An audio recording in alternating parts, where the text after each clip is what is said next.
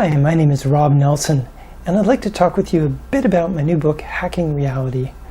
Hacking Reality is a book for readers who would like to make really profound life changes sooner than later. It's a book about massively accelerating your personal growth and having breakthroughs that might actually be seen as miraculous. So again, the title is Hacking Reality, and the word hacking, of course, comes from the computer world.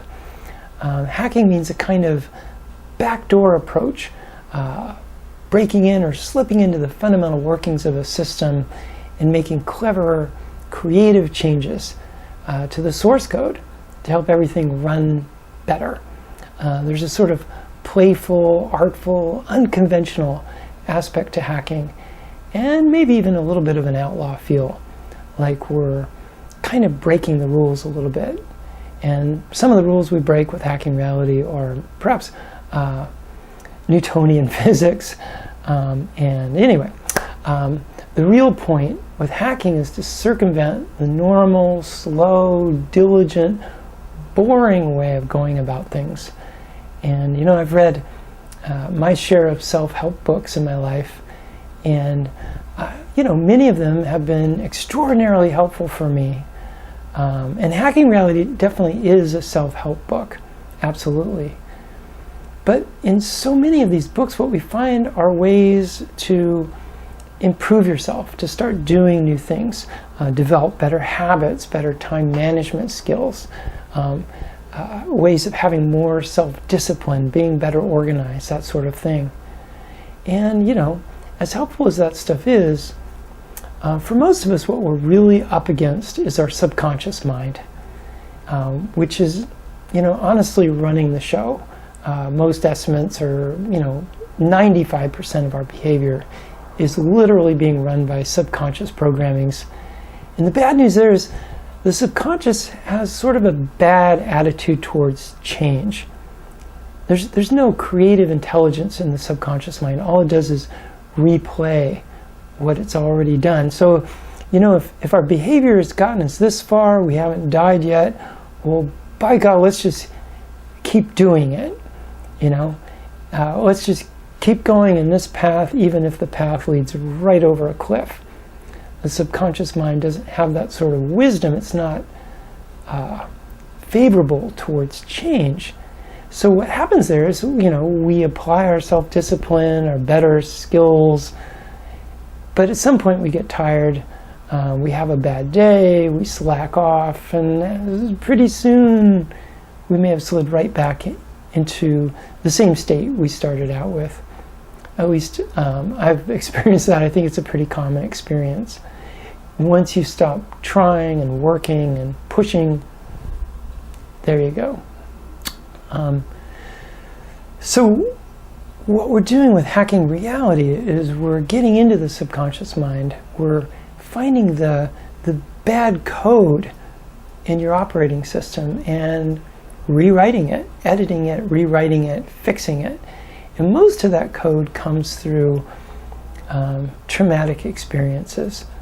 So there are really two main tools that I use in my practice with clients and that I'm introducing in this book. One tool is called EFT, Emotional Freedom Techniques, or tapping. This is a tool where we tap on acupuncture points. I know if you haven't seen it before, it looks pretty weird, but it's a phenomenal way of actually hacking into the limbic brain. Your brain has three main parts: the reptilian, which really runs all your physiology, the limbic, which runs your emotional life, and then the neocortex, which sits on top of the limbic, which runs all of your higher level thinking. Now, the limbic brain is what runs stress and fight or flight, the freeze response, and all that stuff. And here's the thing, it's entirely nonverbal. You can't talk to the limbic brain and tell it to chill out. It's like Charlie Brown's parents talking, wah, wah, wah, wah, wah, in one ear and out the other. Imagine you met a vet coming back from, let's say, Afghanistan, who's just completely tweaking out with severe PTSD. Being a kind-hearted soul, you might want to be helpful and say, hey, chill out, you're home, you're safe now. The war's over for you, no more shooting, that sort of thing. And do you think that would be helpful for the vet? Well, no, of course not. In fact, it might even be insulting. They might say, oh, hey, gee, thanks, I hadn't thought of that. Like, oh, I didn't realize I wasn't still in Afghanistan. Well, of course they know. All those things with their rational mind, but the emotional brain is still back there, stuck in the freeze response, reliving all those traumatic moments, and your words literally cannot register. And that's why tapping is so amazing. It hacks right into that part of the brain and shuts down, turns the volume down on stress, shuts down fight or flight, and then turns off the freeze response. So that's one of the tools I introduce, and I definitely have a chapter on teaching you as the reader how to use this tool, a crash course in using EFT. The second tool is a little more involved. I'm not teaching how to use it, but I'm introducing the really helpful concepts there, and that's matrix reimprinting. Now, this is a way of using EFT within the context of a traumatic memory where we're actually tapping on the younger self who's trapped there. And where EFT is mostly about discharging emotional distress, with matrix we're actually looking for the beliefs that these experiences engendered. It seems that we automatically ask ourselves, why is this happening to me? Like pretty much all the time, especially when something really bad is happening. And when we're little kids, especially very young children, the answers we come up with, why is this happening to me, tend to be pretty crazy or dumb. If my mom and dad are arguing, it's because I'm a bad boy. If it's usually our fault in our minds, or we overgeneralize. If something bad happens, we decide, well, life isn't safe, or you can't trust anyone, or marriage always ends in hellish failure. We have a lack of discernment as children, but once we make these decisions, especially in moments of the freeze response, we're kind of stuck with them. They become perceptual filters. From that point on, we're seeing life through the filter of those beliefs and then misinterpreting future events. We're always looking for evidence that what we believe is true, and sure enough, we find it. So these beliefs become a kind of mental prison for us. They start generating our reality. So hacking reality is about getting into these beliefs and changing them. So I introduce these two tools, EFT and matrix reimprinting, but I also give you a ton of information that I think is essential and super helpful to sort of lay the ground for miracles to happen. And so we look at reality. Like, what is reality? Is what we think we know true. So we look at the difference between Newtonian physics and quantum physics. Quantum physics is very interesting stuff. I try to introduce it in a way that's actually understandable and useful.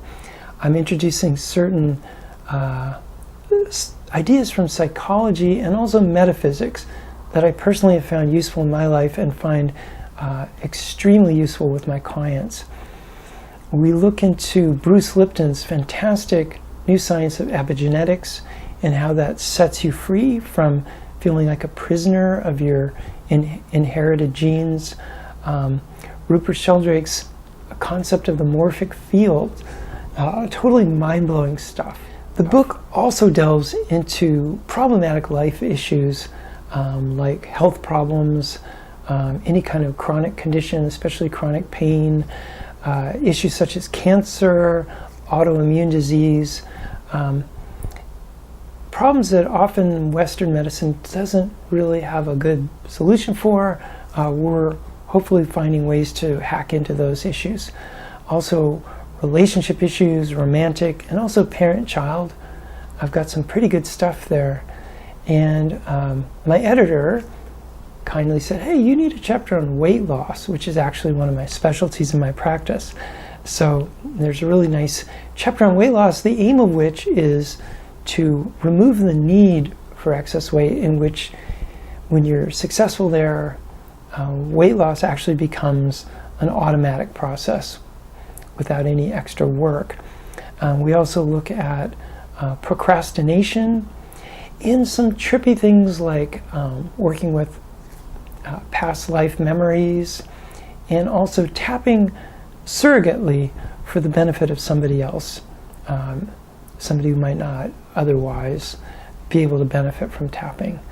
So there's a lot in this book.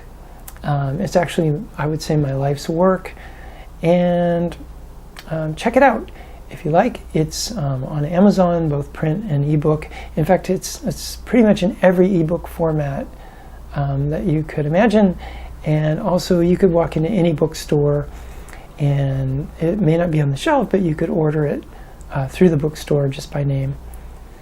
So again, this is Rob Nelson, and my book is Hacking Reality, and thanks so much for listening. Bye-bye.